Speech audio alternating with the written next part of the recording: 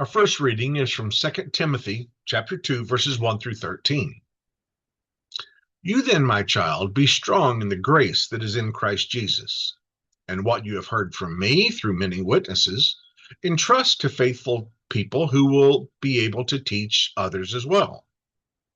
Share in suffering like a good soldier of Christ Jesus. No one serving in the army gets entangled in everyday affairs. The soldier's aim is to please the enlisting officer. And in the case of an athlete, no one is crowned without competing according to the rules. It is the farmer who does the work and ought to have the first share of the crops. Think over what I say, for the Lord will give you understanding in all things. Remember Jesus Christ, raised from the dead, a descendant of David.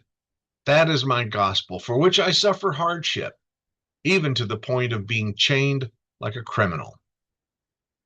But the word of God is not chained. Therefore, I endure everything for the sake of the elect, so that they may also obtain the salvation that is in Christ Jesus with eternal glory. The saying is true. If we have died with him, we will also live with him. If we endure, we will also reign with him. If we deny him, he will deny us. If we are faithless, he remains faithful. He cannot deny himself. Our gospel reading is from Luke chapter 9, verses 28 through 32. About 8 days after saying these sayings, Jesus took with him Peter and John and James and went up on the mountain to pray. While he was praying, the appearance of his face changed, and his clothes became as bright as a flash of lightning. Suddenly, they saw two men, Moses and Elijah, talking to him. They appeared in glory and were speaking about his exodus, which he was about to fulfill in Jerusalem. Now Peter and his companions were weighed down with sleep, but as they awoke, they saw his glory and the two men who stood with him. We're concluding our Lenten observations with Dietrich Bonhoeffer's recollections in God is on the cross. In the excerpt entitled Suffering and Being Rejected, Dietrich writes, "Death on the cross means suffering and dying as one who is rejected and cast out.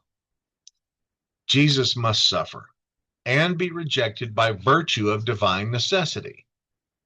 Any attempt to interfere with what is necessary. Any attempt to interfere with what is necessary is satanic, even and precisely when it comes out of the circle of the disciples, for it does not want to let Christ be Christ. Thus, for Jesus, it is now necessary to relate the most of suffering to his disciples in a clear and unambiguous way. As Christ is Christ only as the suffering and rejected one, so the disciple is a disciple only as one who suffers and is rejected, as one crucified with Christ. Discipleship, understood as being bound to the person Jesus Christ, places the disciple under the law of Christ, that is, under the cross.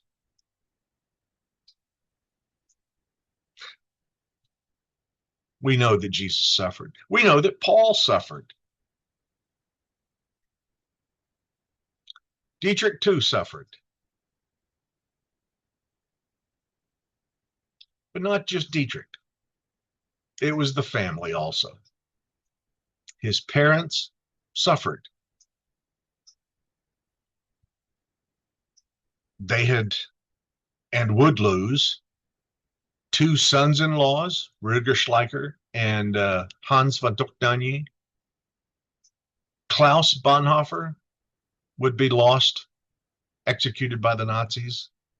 They had already lost young Walter, 17 years old, in World War I, and they would lose Dietrich. But I want to talk about Maria von Wedemeyer, his fiance. She was young.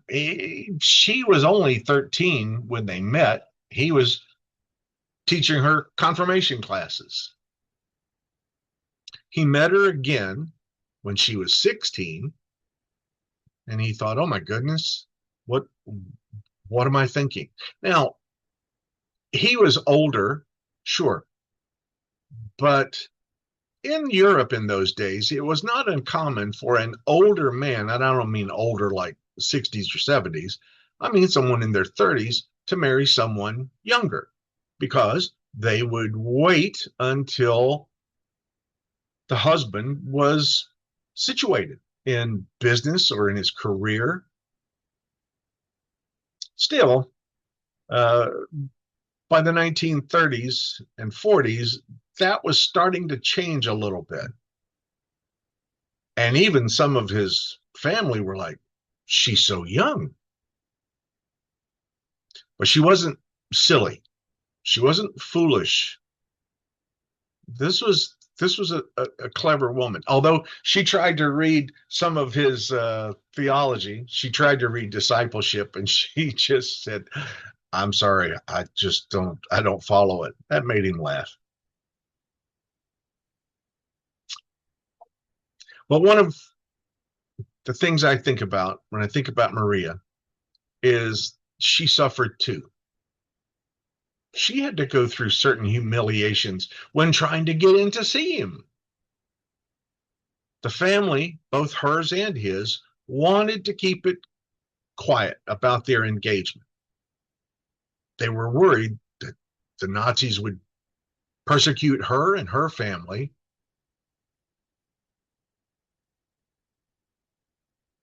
But when he was put in prison, she prevailed on them. "Please, for Dietrich's sake, let's make it official and public." The families agreed.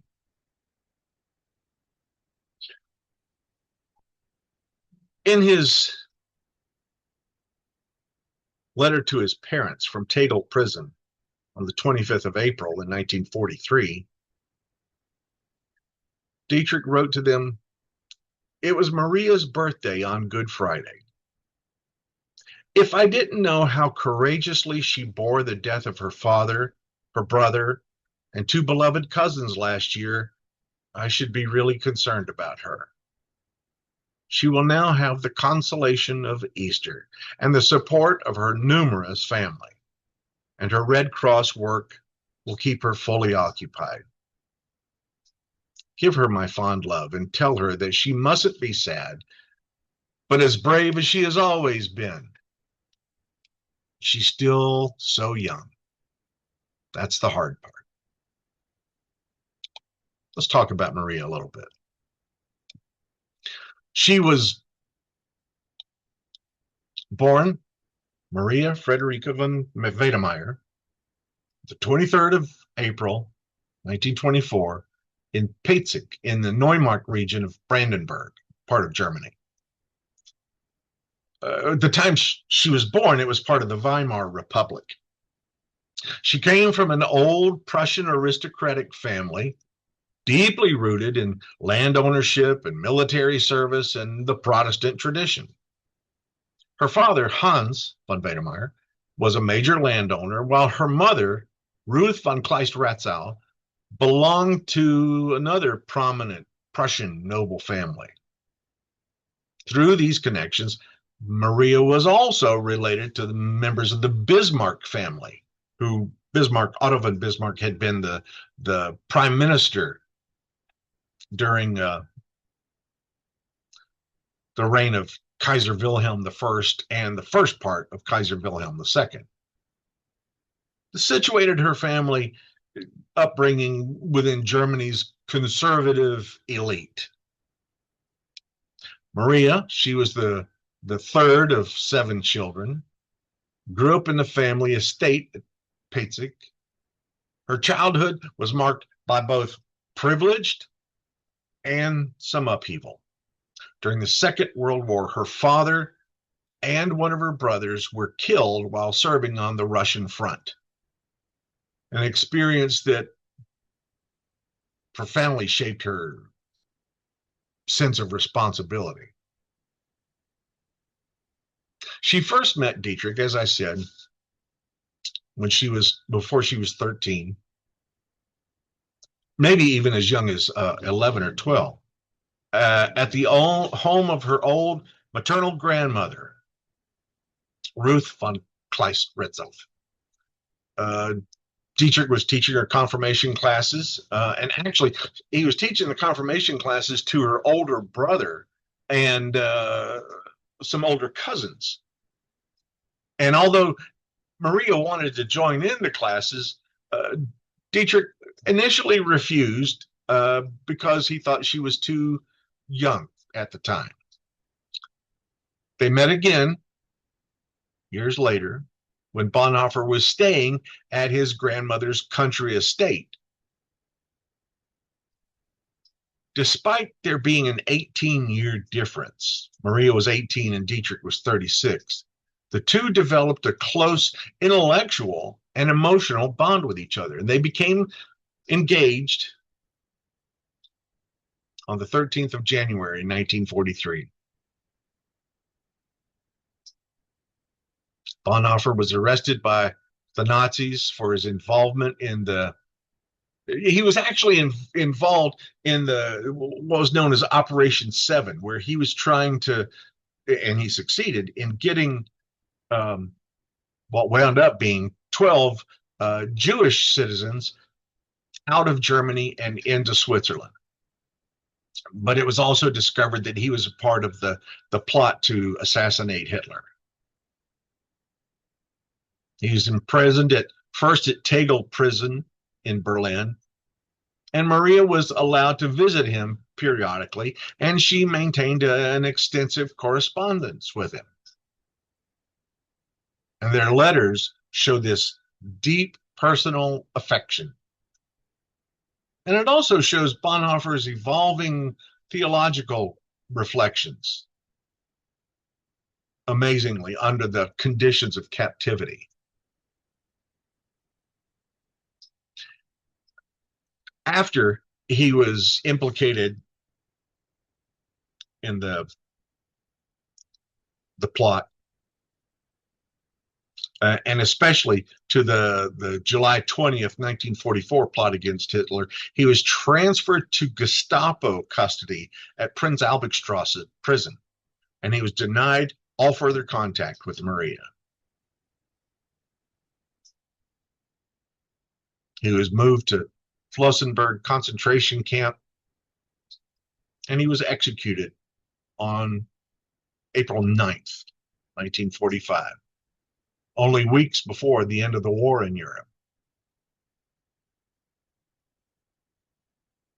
In late 1944, early 1945, the Soviet Army, the Red Army, was advancing rapidly across the eastern German territories, including the Neumark region of Brandenburg.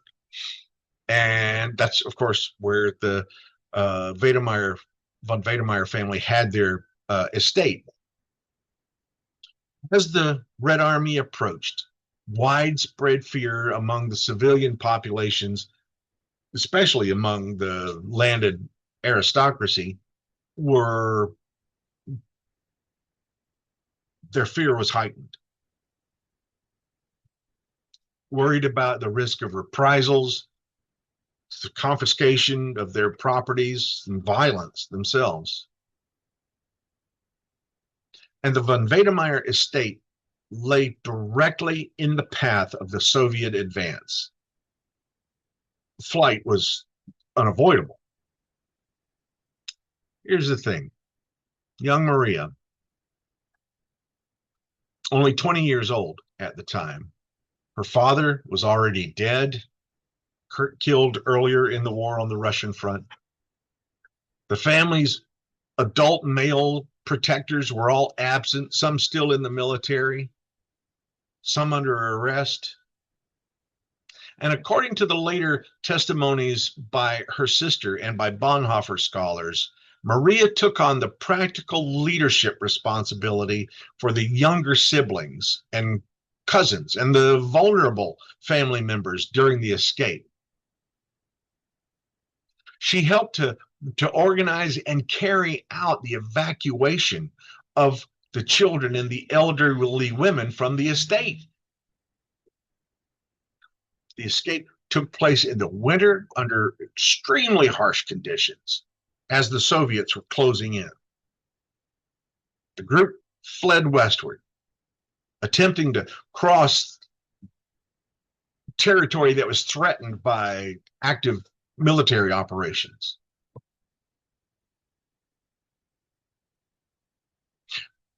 They had to wind up crossing a frozen river. Now, they're going in a cart, and it has got everybody in the cart. She's leading the cart, and they have to cross the Oder River. Well, part of the Oder River system. There are several, branches. And this formed a natural barrier between the Soviet occupied territory and the areas that were still accessible to those who were fleeing westward.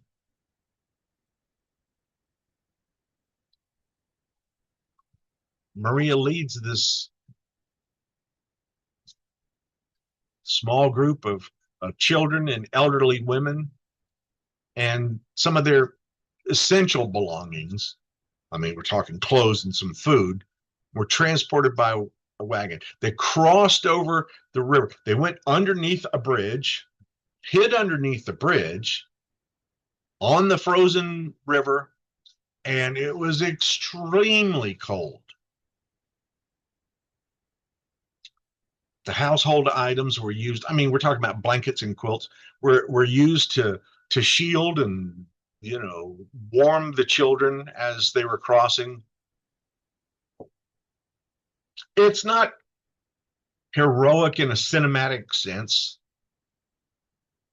but it was this grim, improvised act of survival that was carried out by citizens under threat. She was heroic. We think of the heroes of the resistance: Dietrich, Hans, Klaus, Rudiger, Admiral Canaris, Colonel Oster. We know so many more.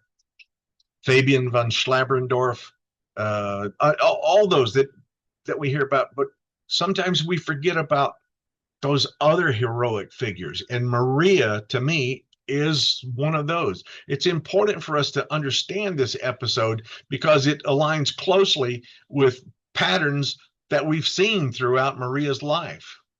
She assumed responsibility without ever seeking recognition.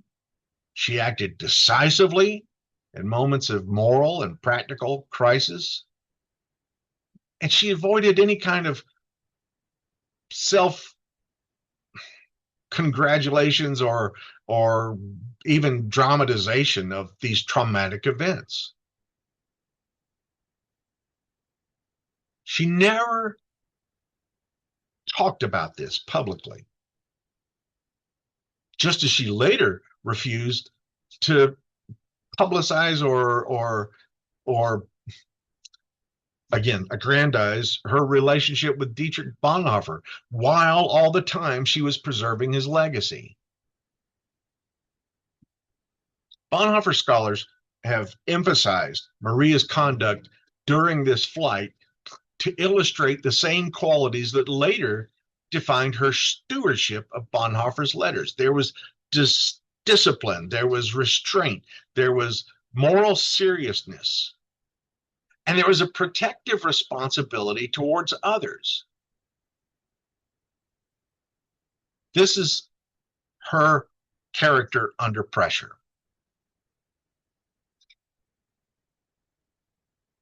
After the war,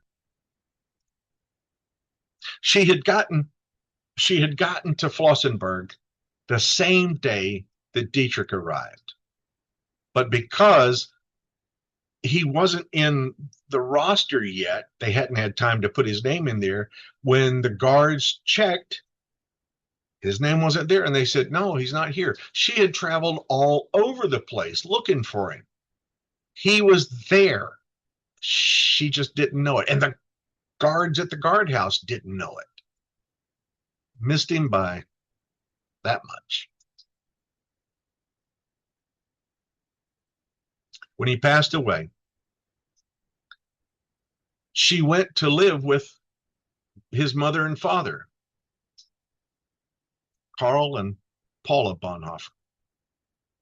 They welcomed her in, they took care of her, and they wouldn't know about his death for months until they actually were listening to the BBC, to the radio service, where they talked about that they were going to be having a special memorial service for Pastor Dietrich Bonhoeffer. That was the first they heard about it. When you read, there was a volume called Last Letters of the Resistance, and it included letters from the Bonhoeffers to others like Eberhard Bethke and to other members of the family. And the last letter was, "We haven't heard from Dietrich. Where is he?"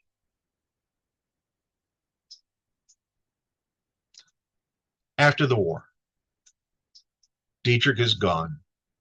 She wound up pursuing higher education in mathematics. She first attended Göttingen University, which was the finest university in Germany, still is. And in 1948, she immigrated to the United States, continued her studies at Bryn Mawr College near Philadelphia.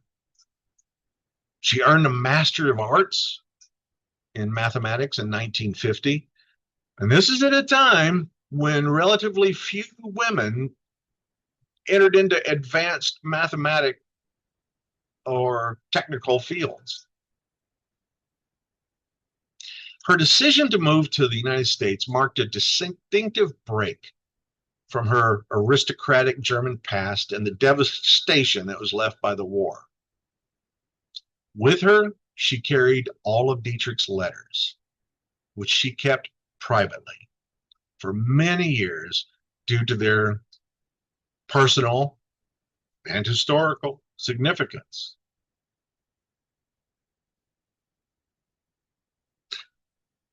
She initially got a job as a statistician. She entered this emerging field of computer science. She wound up holding positions at Rand Univac, later at Honeywell in Boston, where she rose to senior, even managerial roles. Her work focused on early computer systems and in a field called emulation technology, which allowed one computer system to imitate another system. That was an important development in early computing history. In 1974, she presented a paper on decompiler development at a conference of the Association for Computing Machinery. And that reflected her standing as a respected professional in what was then, and largely still is, a male-dominated industry. Now, in 1949, she married Paul Werner Schneewand, the son of the theologian Julius Schneewand. The marriage produced two sons, but it ended in divorce in 1959. Later that same, not that same year, later, she married Barton Weller, who is an American industrialist. But that marriage only lasted until 1965.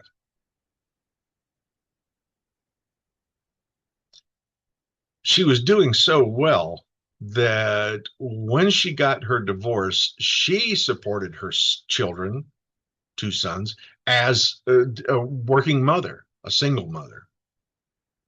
And she managed to balance, as you would suspect, her personal responsibilities and family life. I should say professional responsibilities with family life. But she always maintained Bonhoeffer's legacy. Her contribution to Dietrich's legacy wasn't just passive, and it wasn't just emotional. She quietly but decisively functioned as one of the primary custodians, primary editors, a gatekeeper, if you will, of some of the most intimate and historically significant Bonhoeffer materials. After he was executed in April 9th, 1945, all of his remaining personal effects, including letters written to and from Maria, were returned to his parents. They, in turn, returned Maria's letters to her, leaving her in possession of what scholars later described as the essentially complete correspondence between the couple during his imprisonment. She held letters that were not included in the famous book called Letters and Papers from Prison, which had been edited primarily by Eberhard Bethge, his best friend. And the letters that Maria had documented Dietrich not just as a theologian or a resistance martyr, but as a fiance, a private individual, an emotional thinker. For years after the war, she kept the letters private, storing up those letters securely rather than circulating them among scholars and publishers. There was a deliberate delay. She wanted to protect his legacy from sensationalism. His reputation, of course, grew, well, not only in the 50s and 60s, but as early as the war years. The great theologian Jürgen Moltmann talks about when he was a German soldier, a young soldier, and he was in a British prison camp in Scotland, that a group known as the, what's it called? The Society for the Propagation of Christian Knowledge, SPCK, they had brought some books for them to read. And the two books that he started with, Jürgen, was Anders Nygren's Agape and Eros and Dietrich Bonhoeffer's Discipleship. What a way to start a theological education. But by the 60s, he was wildly famous. And Maria resisted the immediate publication of that personal correspondence. This was a conscious choice on her part.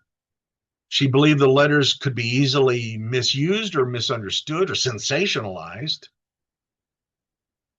And that would reduce Dietrich to a romantic figure rather than a serious theologian and resistor. She also wanted to protect Dietrich's dignity and the integrity of their private relationship. That restraint shaped how Bonhoeffer was first received in the English-speaking world, which was preserved primarily through theology and ethics, not through a personal narrative. But in 1966 and 67, Maria made a decisive move by donating the correspondence and all the related manuscripts to Harvard University's Houghton Library.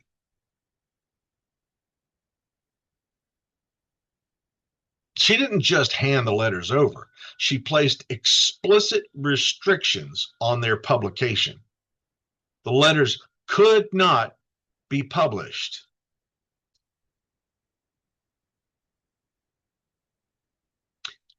She even said that those letters could not be published until 20 years after her death. And so they did. Her cousin became the editor of the work. And I've seen interviews with her, and there's just such a profound sadness when she talks about Maria and Dietrich. But I remember when the book came out, it was called Love Letters from Cell 92, published 20 years after her death.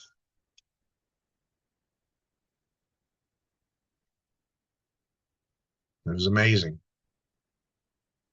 I bought it immediately. And when I got to the end of it, I went back to page 1 and started all over again.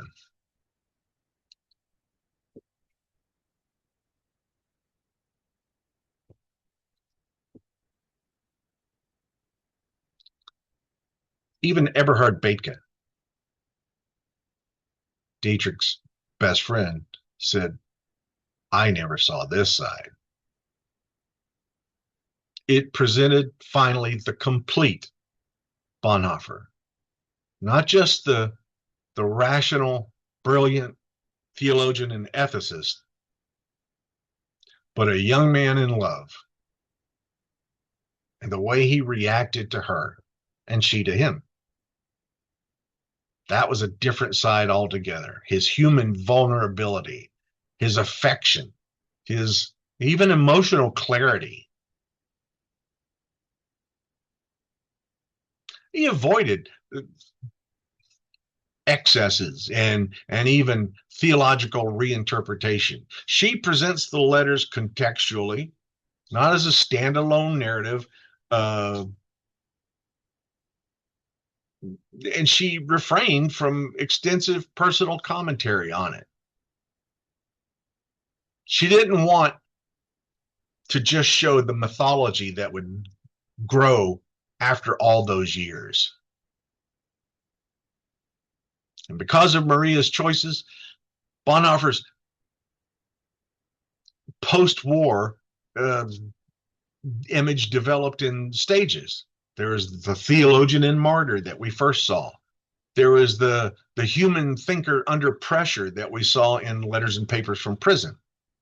Then there was the whole person, the faith, the love, the intellectual, all combined after the release of Love Letters from Cell 92.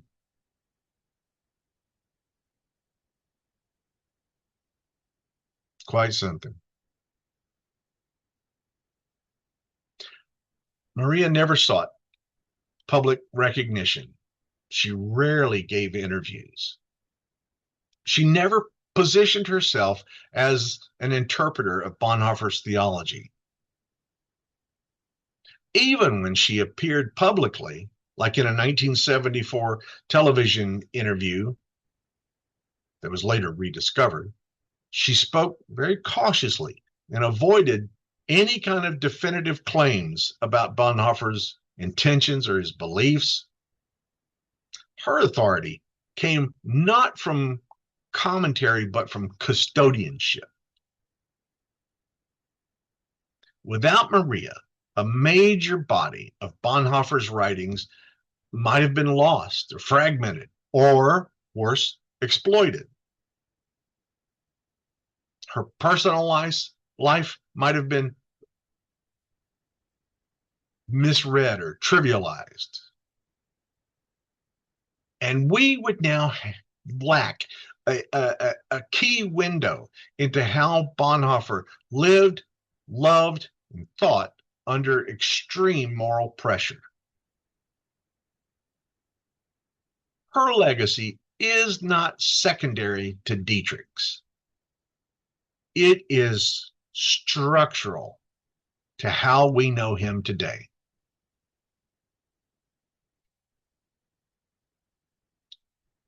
Maria died of cancer in 1977. Massachusetts General Hospital in Boston. She was only 53. Her ashes were later taken to the Wedemeyer family grave in Gernsbach, Germany. And there's a commemorative plaque that was placed there in 2009.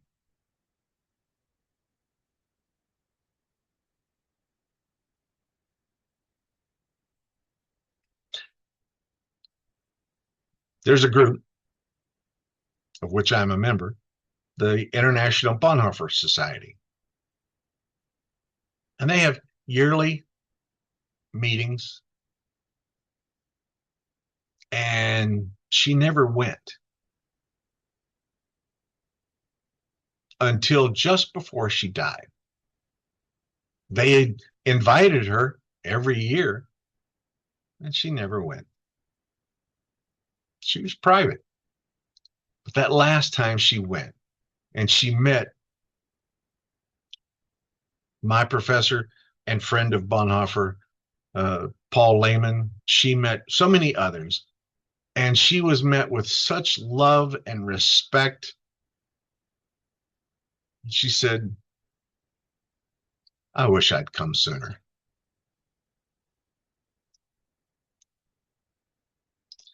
She's remembered not only as the fiancée of Dietrich Bonhoeffer, but also as an independent historical figure, a woman who bridged aristocratic Prussian culture, wartime resistance, the rise of the modern computer science field. And her life reflects the moral, the intellectual, the technological transformations of the 20th century.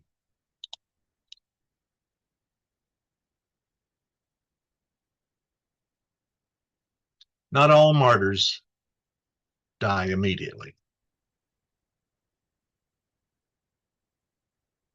2 Timothy 2:11-13. The saying is sure. If we have died with him, we will also live with him.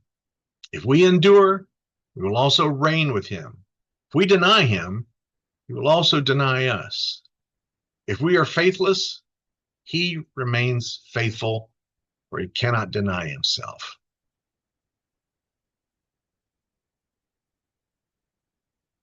Dietrich writes about being able to bear the cross. He says, before Jesus takes his disciples with him into suffering, into humiliation and shame, into contempt, he gathers them around him and reveals himself to them as the Lord of God's glory. Before the disciples have to descend with Jesus into the abyss of human guilt, evil, and hate, Jesus leads them up on a high mountain from which their help is to come. Before Jesus' face is struck and spit upon, before his clothing is torn and spattered with blood, the disciples are able to see him in his divine glory, divine brilliance. His face shines like the face of God, and the clothing he has on is dazzling white. It is an enormous grace that the same disciples who in Gethsemane are to experience Jesus suffering with him can see him as the transfigured Son of God, as the eternal God. The disciples go to the cross with the knowledge of the resurrection. And this, they are entirely like us. In this knowledge, we are supposed to be able to bear the cross. Dietrich says in Life Together, thus the law of Christ is a law of bearing. Bearing means forbearing and sustaining. The burden of men was so heavy for God himself that he had to endure the cross. God verily bore the burden of men in the body of Jesus Christ. So do the disciples bear that burden. So did Dietrich. So did Maria. But both Dietrich and Maria saw something else. What Luke 9:29 says, and while he was praying, His appearance of his face was changed, and his clothes became as bright as a flash of lightning. That's how we endure. That's how we are sustained. We see that transformation. Thanks be to God for it.